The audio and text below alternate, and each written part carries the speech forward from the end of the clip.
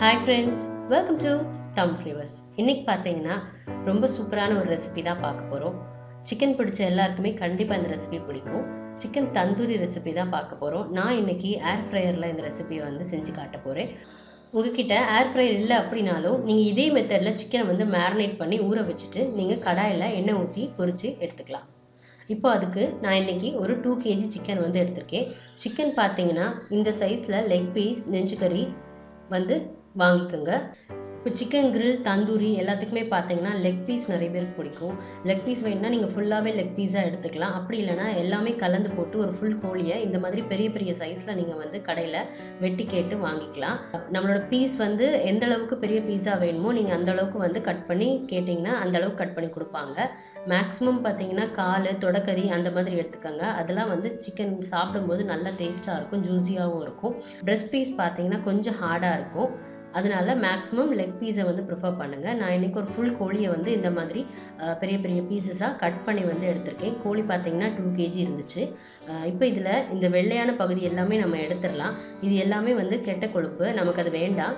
நீங்கள் வந்து தோலோடு சாப்பிட பிடிக்கும் அப்படின்னா தோலோட வந்து நீங்கள் சிக்கன் வாங்கிக்கலாம்.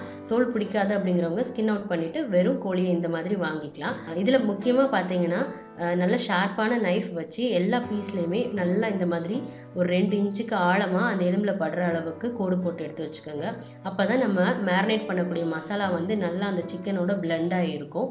இல்லைனா சிக்கன் பீஸ் வந்து நல்லா பெருசாக ஆக நம்மளுக்கு அந்த மசாலா வந்து சிக்கனில் பிடிக்காது. அதனால ஒரு 4-5 கோடு சுற்றி சுற்றி எல்லா இடத்துலையும் சிக்கன் பீசஸில் வந்து நீங்கள் இந்த மாதிரி போட்டு வச்சுக்கோங்க. நல்லா ஆழமாக போட்டு வச்சுக்கோங்க.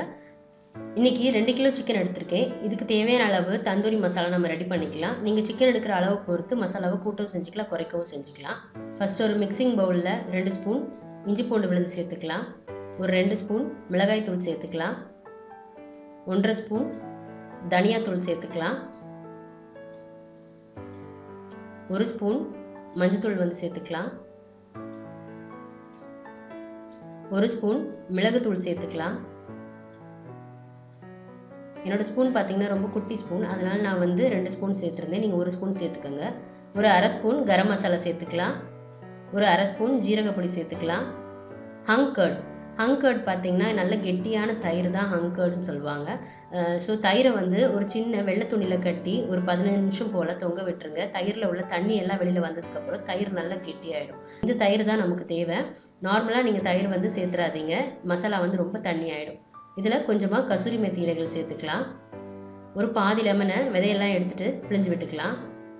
இது வந்து தயிர், லெமன்லாம் ரொம்ப முக்கியமான பொருள். தயிர் வந்து தண்ணியாக இருக்கக்கூடாது. தண்ணி எல்லாத்தையுமே ஈர்த்துட்டு திக்கான தயிர் தான் நமக்கு தேவை. இதில் ஒரு 2 ஸ்பூன் உப்பு சேர்த்துக்கலாம். உப்பு வந்து உங்கள் தேவைக்கேற்ப உப்பு பார்த்துட்டு சேர்த்துக்கோங்க. இந்த 2 கிலோ சிக்கனுக்கு தேவையான தந்தூரி மசாலா வந்து நம்ம ரெடி பண்ணிட்டோம். இது எல்லாத்தையுமே நல்லா நம்ம மிக்ஸ் பண்ணியிருக்கலாம். உப்பு, காரம் வந்து பார்த்துக்கோங்க. உப்பு, காரம் வந்து இந்த டைமில் பார்த்துடணும். அதுக்கப்புறம் நீங்கள் சேர்த்துட்டிங்கன்னா சிக்கன் வந்து டேஸ்ட் கொடுக்காது. அதனால் இந்த டைம் உப்பு, காரம் எல்லாமே கரெக்டாக பார்த்துக்கோங்க. நம்ம மசாலாவோட கன்சிஸ்டன்சி பார்த்தீங்கன்னா நல்லா திக்காக இருக்கணும். அதனால தான் நம்ம தயிர்லேயுமே வந்து தண்ணி எல்லாமே ஈர்த்துட்டு திக்கான தயிராக வந்து யூஸ் பண்ணியிருக்கோம். இப்போது நம்மளோட தந்தூரி மசாலா ரெடி ஆயிடுச்சு. நம்ம சிக்கனை மேரினேட் பண்ணிடலாம். சிக்கனை எடுத்து அந்த மசாலாவில் வச்சுட்டு நல்லா எல்லா இடமும் படுற மாதிரி, அந்த மசாலா படுற மாதிரி சிக்கனை வந்து கோட் பண்ணிக்கோங்க. நம்ம சிக்கனில் கீரல் போட்டு வச்சுருக்கோம் இல்லையா, சின்ன சின்னதாக, அந்த கேப்பில் எல்லா கேப்லேயுமே படுற மாதிரி ஃபுல்லாக மசாலா கோட் பண்ணிக்கோங்க. சிக்கனில் பார்த்தீங்கன்னா ரொம்ப ஓவராகவும் மசாலா இருக்கக்கூடாது, ரொம்ப கம்மியாகவும் மசாலா இருக்கக்கூடாது. சமமாக நீங்கள் வந்து எல்லா சிக்கனையுமே மேரினேட் பண்ணி எடுத்துக்கோங்க. நான் இந்த லெக் பீஸ் கோட் பண்ணியிருக்கேன் பாருங்கள். இதே மாதிரி நீங்கள் எல்லா சிக்கன் பீசஸையுமே கோட் பண்ணி எடுத்துக்கோங்க. இப்போ நான் எடுத்து வச்சுருக்கேன் இந்த 2 கிலோ சிக்கனையுமே ஃபுல்லாக மேரினேட் பண்ணி எடுத்துக்க போகிறேன். இப்போ நம்ம எல்லா சிக்கனையுமே மேரினேட் பண்ணி வச்சாச்சு.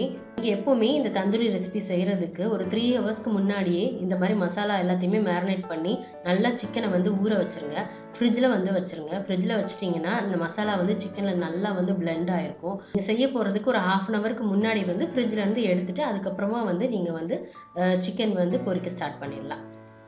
மினிமம் அப்படி இல்லை 3 ஹவர்ஸ் ரொம்ப நேரம் என்னால் மேரினேட் பண்ண முடியாது அப்படின்னு நினச்சிங்கன்னா ஒரு 1 ஹவர் ஆகுது, இல்லை 30 மினிட்ஸ் ஆகுது நீங்கள் வந்து சிக்கனை வந்து மசாலாவோட கோட் பண்ணிவிட்டு மேரினேட் பண்ணி வச்சுட்டு அதுக்கப்புறமா வந்து சிக்கனை குக் பண்ண ஆரம்பிங்க.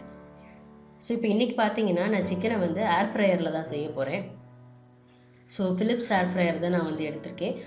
இந்த ஏர் ஃப்ரையர் பார்த்தீங்கன்னா என்னோட அக்கா வந்து என்னோட ஹவுஸ் வார்மிங்க்கு கிஃப்ட் பண்ணா. ஸோ தேங்க்யூ அக்கா.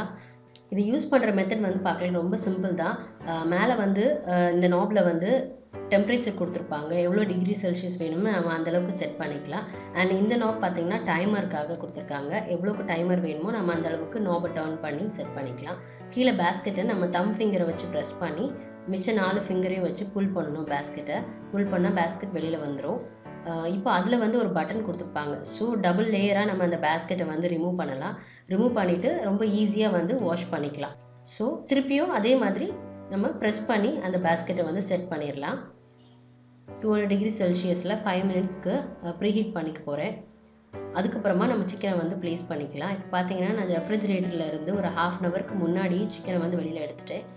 மசாலா பார்த்தீங்கன்னா நல்லா கோட் ஆகிருக்கு. சிக்கன் நல்லா ஊறிருக்கு. சிக்கன் நல்லா ஊற தான் சிக்கன் வந்து நம்ம பொரிக்கும் போது நல்லா சாஃப்டாக இருக்கும்.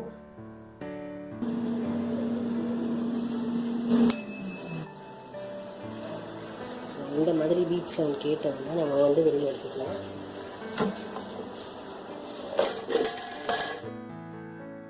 பார்த்தீங்கன்னா இந்த பிளேஸ் எல்லாமே நல்லா ஹாட்டாக இருக்கும். நம்ம பேஸ்கெட் ஃபுல்லாகவே ஹாட்டாக இருக்கும். ஸோ கொஞ்சம் கேர்ஃபுல்லாக சிக்கனை ப்ளேஸ் பண்ணுங்கள். எடுத்துக்க பீஸை பொறுத்து ரொம்ப பெரிய பீஸாக இருந்துச்சுன்னா ஒரு 4லேருந்து 5 பீஸ் வரைக்கும் வைக்கலாம். ரொம்ப அதிகமான பீஸ் வைக்காதீங்க. நமக்கு சிக்கன் வந்து நல்லா குக்காக இருக்காது. ஸோ இப்போ இன்றைக்கி நான் எடுத்துருக்க பீஸ் சைஸ்க்கு நான் ஒரு 4 பீஸ் வந்து இதில் வச்சுருக்கேன். இப்போ திருப்பி நம்ம பேஸ்கெட்டை உள்ளே வச்சிடலாம். 200 டிகிரி செல்சியஸில் ஒரு 10 மினிட்ஸ்க்கு டைமர் செட் பண்ணிக்கலாம். டைமர் ஆன் ஆனதும் நம்மளுக்கு லைட் வந்து எரிய ஆரம்பிச்சிடும். இப்போ பார்த்தீங்கன்னா 10 மினிட்ஸ் டைமர் வந்து முடிஞ்சிருச்சு. சிக்கன் ஒரு பாதி வந்துருச்சு. இப்போது நம்ம வந்து இந்த பேஸ்கெட்டை ஓப்பன் பண்ணிவிட்டு இதில் லைட்டாக ஆயில் வந்து க்ரீஸ் பண்ணிக்கலாம். வழக்கமாக ஃபுல்லாக வந்து ஒரு பவுலில் எண்ணெய் வச்சு டீப் ஃப்ரை சிக்கன் பண்ணுறதுக்கும் இந்த ஏர் ஃப்ரையரில் சிக்கன் ஃப்ரை பண்ணுறதுக்கும் இதான் ஒரு ப்ளஸ் பாயிண்ட். நம்மளுக்கு நிறைய எண்ணெய் தேவைப்படாது. நான் இப்போ கொஞ்சமாக ஒரு பவுலில் எண்ணெய் எடுத்திருக்கேன். அந்த ஆயிலை வந்து நம்ம சிக்கனில் மேலே கோட் பண்ணிக்கலாம். இந்த மாதிரி எல்லா இடத்துலையும் படுற மாதிரி நீங்கள் ஆயிலை ப்ரஷ் பண்ணி விட்டுக்கோங்க. பார்த்தீங்கன்னா நம்ம சிக்கன் வந்து ஒரு பக்கம் வந்துருச்சு. அதனால இன்னொரு பக்கம் நம்ம வந்து சிக்கனை திருப்பி போட்டுக்கலாம். திருப்பி போட்டுட்டு லைட்டாக நம்ம வந்து ஆயில் ப்ரஷ் பண்ணிக்கலாம்.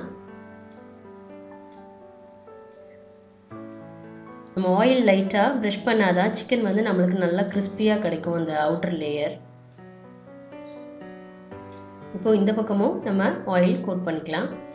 ஆயில் ப்ரஷ் பண்ணதுக்கு அப்புறமா நம்ம அந்த பேஸ்கெட்டை உள்ளே வச்சிடலாம். வச்சுட்டு ஒரு 200 டிகிரி செல்சியஸ்க்கு ஒரு 15 to 20 மினிட்ஸ் வந்து நம்ம டைமர் செட் பண்ணிக்கலாம். உங்களுக்கு அவுட்டர் லேயர் நல்ல கிறிஸ்பியாக வேணும் அப்படின்னு நினச்சிங்கன்னா நீங்கள் வந்து 20 மினிட்ஸ் வரைக்கும் வச்சுக்கலாம். சிக்கனோட சைஸை பொறுத்து நம்ம குக் பண்ணுற டைம் வந்து வேரி ஆகும். இதில் ஒரு ப்ளஸ் பாயிண்ட் என்னென்னா நம்ம சிக்கன் குக் ஆகிட்டு இருக்கும்போதே மீன்வைல் அந்த பேஸ்கெட்டை வந்து நம்ம ஓப்பன் பண்ணி பார்க்கலாம். இந்த ஃபிலிப்ஸ் ஏர் ஃப்ரையர் பார்த்தீங்கன்னா ரொம்பவே யூசர் ஃப்ரெண்ட்லி. நம்ம இதை ஹேண்டில் பண்ணுறது ரொம்ப ஈஸியாகவே ஹேண்டில் பண்ணலாம். ஸோ க்ளீன் பண்ணுறதுமே ரொம்ப ஈஸி தான். இப்போது நம்மளோட சிக்கன் வந்து நல்லா குக் ஆயிடுச்சு. அவுட்டர் லேயர் நல்லா கிறிஸ்பியாக இருக்குது. எப்படி இருந்தால் தான் எங்களுக்கு பிடிக்கும். அதனால் நான் 20 மினிட்ஸ் டைமர் வச்சுருந்தேன். நீங்கள் வேணால் கம்மியாக வச்சுக்கலாம். இல்லை 180 டிகிரி செல்சியஸில் கூட ரொம்ப ஸ்லோவாக குக் ஆகணும்னா ஒரு பக்கம் 15 மினிட்ஸ் அடுத்த பக்கம் 15 மினிட்ஸ் வந்து நீங்கள் வச்சு குக் பண்ணிக்கலாம். டேஸ்டியான சிக்கன் தந்தூரி ஏர் ஃப்ரையரில் எப்படி பண்ணுறதுன்னு பார்த்தோம். மறக்காமல் எங்களோட சேனலை லைக் பண்ணுங்கள், சப்ஸ்கிரைப் பண்ணுங்கள். இந்த வீடியோ பிடிச்சிருந்தா ஷேர் பண்ணுங்கள். மறக்காமல் உங்களோட கமெண்ட்ஸை என் கூட ஷேர் பண்ணுங்கள். உங்களோட கமெண்ட்ஸ் எனக்கு மேலும் மேலும் அப்டேட்ஸ் கொடுக்க ஹெல்ப்ஃபுல்லாக இருக்கும். தேங்க்யூ ஃபார் வாட்சிங்.